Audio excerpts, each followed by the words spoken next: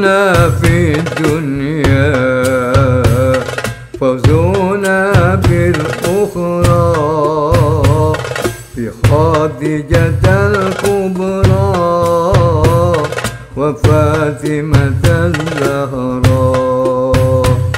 سعدونا في الدنيا فوزونا بالأخرى في خديجة الكبرى وفاطمة الزهراء.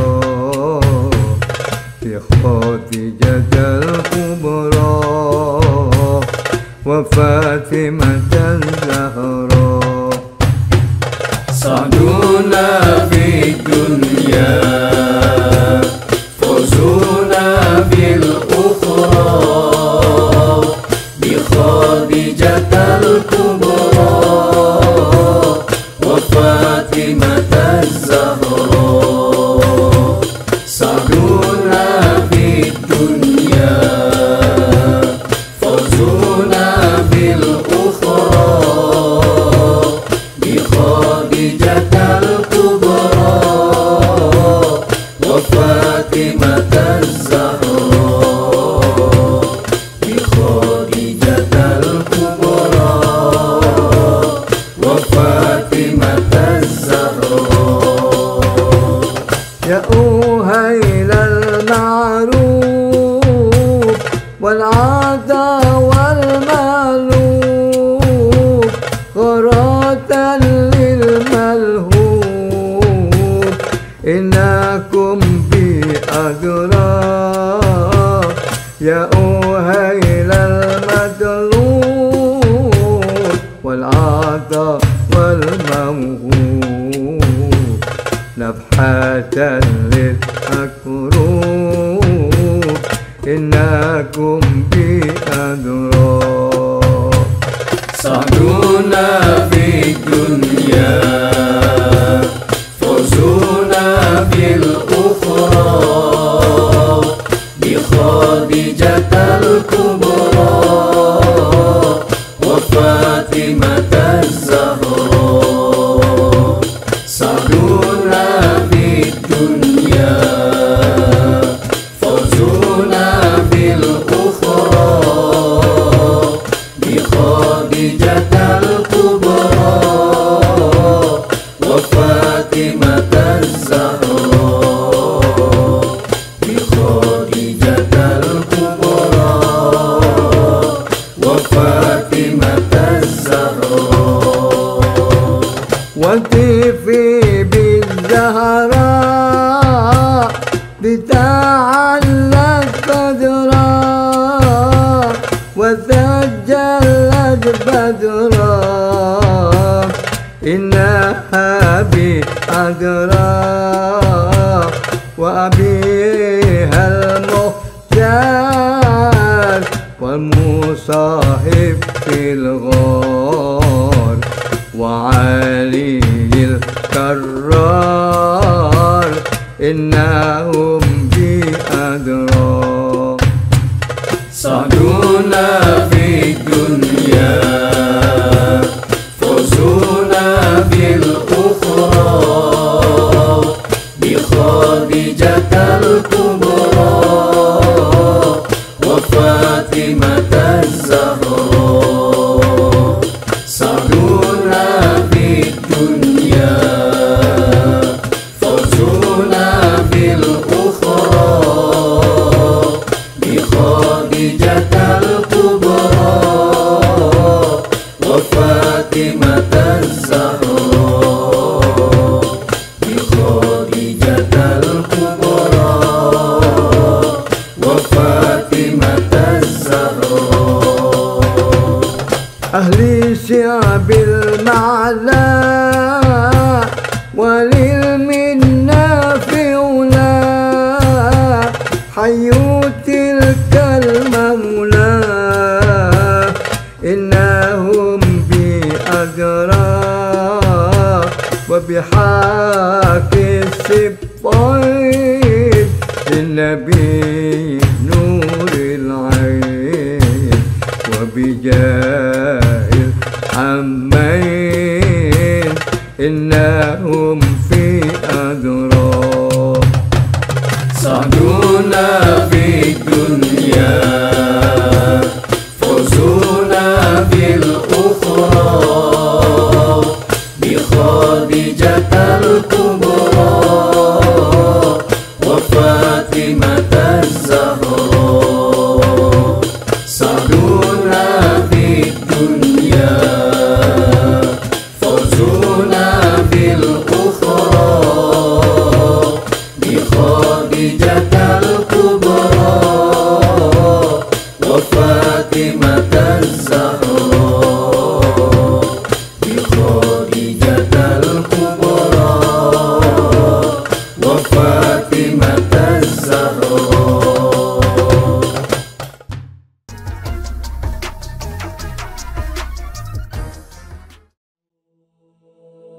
السلام عليك يا رسول الله ورحمة الله وبركاته. السلام عليك يا محمد بن عبد الله. السلام عليك يا خيرة الله. السلام عليك يا حبيب الله. السلام عليك يا صفوة الله. السلام عليك يا أمين الله. أشهد أنك رسول الله وأشهد أنك محمد بن عبد الله وأشهد أنك قد نصحت لأمتك وجاهدت في سبيل ربك وعبدته حتى أتاك اليقين فجزاك الله يا رسول الله أفضل ما جزى نبيا عن أمته. اللهم صل على محمد وآل محمد أفضل ما صليت على إبراهيم وآل إبراهيم إنك حميد مجيد. Bismillahirrahmanirrahim. Alhamdulillahirrabbilalamin. Assalamualaikum warahmatullahi wabarakatuh. Asyhadu an la ilaha illallah wahdahu la syarika lahu wa asyhadu anna sayyidana maulana Muhammadan abduhu wa rasulullah nabiyya ba'dah. Allahumma shalli ala sayyidina Muhammad wa ala sayyidina Muhammad wa ajil farajahum warzuqna fid dunya ziyaratahum wa fil akhirati syafa'atuhum. Saudara, kita lanjutkan kembali pembahasan tentang mencari kenikmatan dalam sholat. Setelah adab menuju sholat itu kita pelihara melalui akhlak dan perilaku kita, lalu ada tahapan-tahapan, ada nilai-nilai batiniyah yang kita sebut adab dalam menjalankan setiap tahapan sholat ini. Contoh nilai batiniyah ini, adab ini misalnya dalam dialog antara Imam Ali Zainal Abidin As-Sajjad alaihi salatu wassalam dengan sahabat beliau yang pulang dari menunaikan haji. Apakah engkau sudah tawaf di sekitar Baitullah? Apakah engkau sudah sa'i? Apakah engkau sudah melempar jumroh? Ketika sahabat itu mengiyahkan, Imam menyampaikan makna adab batiniyah dari setiap ritual yang dilakukan itu. Melempar jumroh ini maknanya ini, tawaf maknanya engkau khidmatkan dirimu selalu berputar di sekitar keridhaan Tuhan, dan seterusnya. Nah, kita mulai dari kesempurnaan wudhu. Kesempurnaan wudhu dengan 3 hal. Menyucikan hati dari kedengkian. Ketika kita mengambil air yang kita basuh bukan hanya wajah kita. Salat itu adalah perkara ruh. Kalau sekedar ada kotoran dalam jasad kita, kita bersihkan. Tapi kita belum tentu suci untuk beribadah. Belum tentu diperkenankan untuk menunaikan sholat. Jadi, mengambil air maknanya bukan hanya membersihkan tubuh, tapi juga membersihkan hati, menyucikannya dari rasa dengki, hasud, dan pengkhianatan. Setiap kali kita mengambil air wudhu, kita mulai dengan memohon ampun kepada Allah Subhanahu wa Ta'ala. Mudah-mudahan itu bagian dari menyucikan hati dari kedengkian.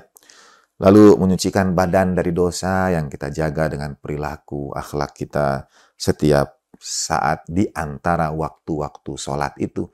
Itu yang dalam episode sebelumnya disebut sebagai selama hamba itu, seorang hamba senantiasa berada dalam sholat selama ia menunggu sholat. Artinya setiap saat di antara waktu sholat itu adalah bagaimana ia mempersiapkan sholat berikutnya dengan akhlaknya yang baik. Nah, kemudian setelah wudhu kita masuk pada kesempurnaan berpakaian. Jadi wudhu untuk menyucikan ruh kita. Kemudian kita sholat dengan pakaian yang semestinya. Bagaimana kesempurnaan pakaian itu? Pertama, memperolehnya dengan yang halal. Banyak sekali hadis terkait dengan rezeki yang halal. Jadi sholat, tapi kalau pakaian yang kita kenakan, pakaian tidak berasal dari yang halal, sholat kita akan sangat bermasalah. Kesempurnaan berpakaian pertama adalah memperolehnya dari yang halal. Yang insya Allah mudah-mudahan paling pasti halal itu ya kalau ada orang beri baju buat kita, pakai itu untuk sholat. Karena insya Allah pasti halal. Seragam kantor misalnya, gitu ya. Atau ya yang diberi orang, itu insya Allah halal. Tuh. Ya. Kemudian sesuai dengan sunnah Nabi untuk menutup aurat. Jadi yang baik tidak harus selalu baru tentu, tapi yang bersih. Baginda Nabi SAW tuntunan berpakaian itu bersih, rapih, harum, wangi. Jadi kita upayakan juga untuk menghiasi sebagaimana Al-Quran memerintahkan, khudzu zinatakum, ambil perhiasan kalian itu di setiap tempat sujud kalian.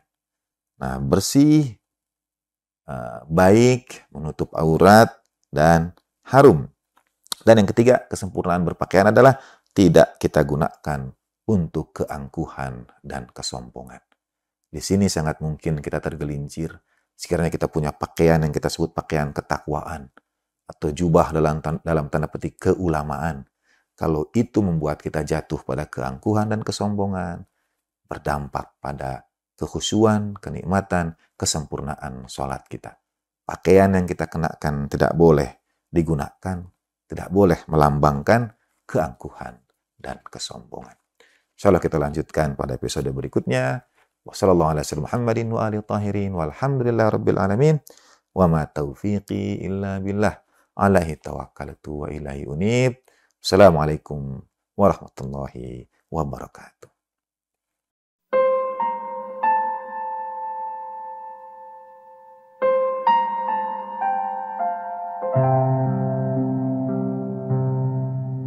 Alhamdulillahilladzi anzala ala 'abdihi al-kitaba wa lam yaj'al lahu 'iwajan qayyiman liyunzira ba'san shadidan min ladunhu wa yubashshirul mu'minina alladhina ya'maluna as-solihati anna lahum ajran hasana makithina fihi abada. Allahumma shalli ala Muhammadin wa ali Muhammad. Asyhadu an la ilaha illallah wahdahu la syarikalah. Ya, kalau saudara mau menolong, usahakan setiap hari saudara berikan pertolongan, walaupun segelas air susu. Kata Rasulullah Shallallahu Alaihi Wasallam, bersedekahlah walaupun seteguk minuman atau sebutir kurma. Syurbatan minal ma', walaupun hanya dengan seteguk air saja, Allah akan membalasnya berlipat ganda. Hal jazaul ihsan illal ihsan. Apalagi balasan perbuatan baik itu selain perbuatan baik itu. Hal jazaul ihsan illal ihsan. Lagi sekiranya tidak ada ayat Quran tidak turun kepada kita, jika semua ayat itu tidak datang kepada kita dan turun hanya ayat ini saja, itu akan mendorong kita untuk tetap berbuat baik. Hal jazaul ihsan illal ihsan. Mungkin orang yang kita tolong itu juga yang akan menolong kita pada saat-saat yang kritis. Tetapi yang sering terjadi, tidak orang yang bersangkutan yang menolong kita itu, Tuhan kirim orang yang lain. Kita kirim tangan-tangan Allah yang lain, yang memberikan balasan atas kebaikan yang kita lakukan. Malahan Tuhan sering menguji perbuatan baik kita itu dengan perbuatan buruk dari orang yang kita tolong. Mungkin supaya kita ragu. Geningan tahu Gusti Allah, hal jazaul ihsan ilal ihsan. Hari ieu mah hal jazaul ihsan ilal isaah. Kita berbuat baik, malah dia membalasnya dengan keburukan. Kita membangun rumahnya, dan dia membalasnya dengan pengkhianatan. Kita bayarkan utang-utangnya, dan dia menyebarkan fitnah tentang diri kita. Kita tolong dia dalam pendidikannya, dan setelah itu dia menghantam perusahaan kita. Sering kita temukan dalam kehidupan itu, orang yang kita bantu itu tidak membalasnya dengan kebaikan. Apakah Tuhan salah? Hal jazaul ihsan ilal ihsan. Allah Subhanahu wa taala tidak salah, Maha suci dia dari apa yang mereka sifatkan. Tapi Allah memberikan ujian kepada kita, dan dia tetap pada hukum dia, hanya ada satu hukum. Nanti satu saat Allah akan memberikan balasan kepada dia dengan balasan yang berlipat ganda melalui tangan-tangan Allah yang lain. Dan tidak hanya di akhirat, juga di dunia ini juga. Juga balasan itu akan dibalaskan di dunia ini juga. Tadi itu yang saya baca kisah tadi itu, tadi di Amerika. Dari internet. Di dalam internet ada organisasi untuk menghimpun orang-orang yang baik hati. Menceritakan pengalaman mereka dalam berbuat baik. Perbuatan baik yang kecil-kecil. Namanya Random Acts of Kindness Foundation. RAK. R-A-K. R-A-K. Raden Ajeng Kartini. Ingat R-A-K. RAK Foundation. Yayasan untuk menyebarkan perbuatan baik. Takjub saya. Tidak ada itu dalam Islam, yayasan untuk menyebarkan perbuatan baik. Dan itu orang dari berbagai agama gabung di situ. Dia kirimkan kisah-kisah orang yang suka membantu orang lain. Tidak ada dikisahkan balasannya sih. Tapi diceritakan tentang kisah. Suatu saat ketika saya kumpulkan itu, saya lihat dalam pengantarnya itu kisah orang yang berbuat baik di Indonesia. Jadi dikirim dari Indonesia. Wah, ini penting, saya bilang. Alhamdulillah itu. Indonesia tidak diberitakan buruk aja. Sebagaimana berita-berita di koran kita kan. Berita di koran kita itu buruk aja tuh. Malah berita buruk dalam televisi itu dijadikan tontonan. Menceritakan tentang laporan-laporan kejahatan. Jadi pastilah Indonesia juga ke negeri yang lain itu yang menyebar baunya saja.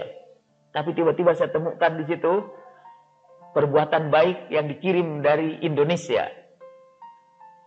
Lalu dia disebutkan, di Indonesia itu banyak anak-anak kecil yang jualan, membawa boksis, membawa peti-peti dagangan, karena kesulitan ekonomi dan karena kemiskinan. Mereka tidak pergi sekolah, tapi mereka berjualan di pinggir-pinggir jalan. Satu saat ada seorang anak dipukuli oleh kawannya dan dagangannya dari box itu dilemparkan. Si anak itu menangis di pinggir jalan sendirian. Barang-barangnya sudah berserakan, hidungnya berdarah, dan ada luka-luka lain. Dibuli oleh kawannya yang lebih besar.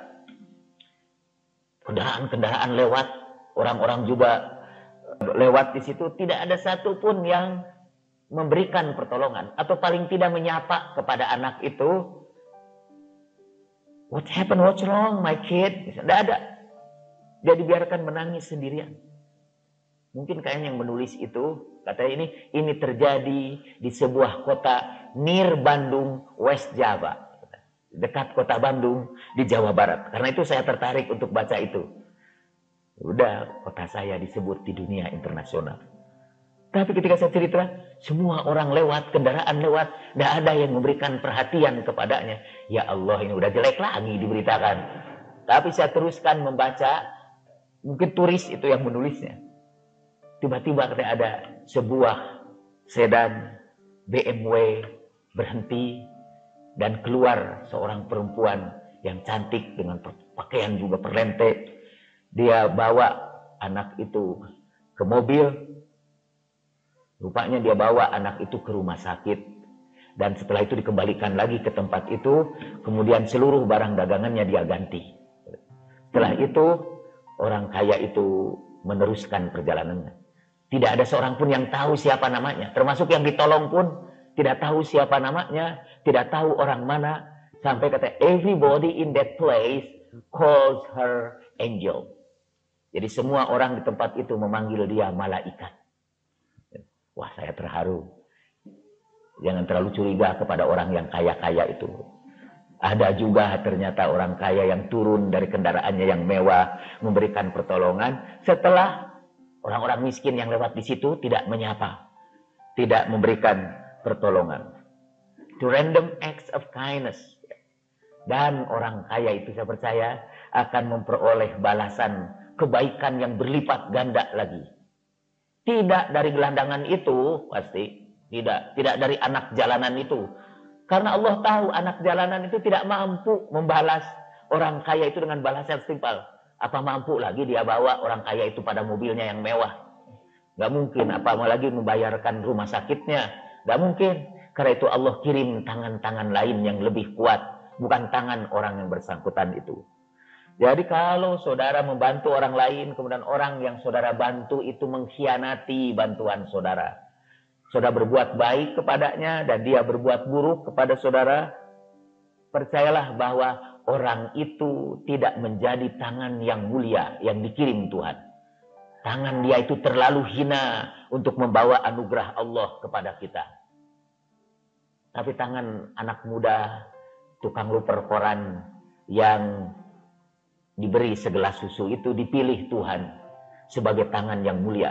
Dia deserve it. Dia berhak untuk membawa anugerah Tuhan yang besar dan menyebarkan kasih sayangnya dengan huruf besar kepada makhluk Allah yang lain. Jadi ada tangan-tangan Tuhan yang dikirim. Karena itu kalau berbuat baik, jangan harapkan balasan itu dari orang yang kita baiki itu. Yang kita berbuat baik kepadanya. Jangan harapkan balasan dari dia. Mungkin terlalu kecil. Karena Tuhan itu, dalam undang-undang Tuhan itu, perbuatan baik itu harus dibalas dengan berlipat ganda.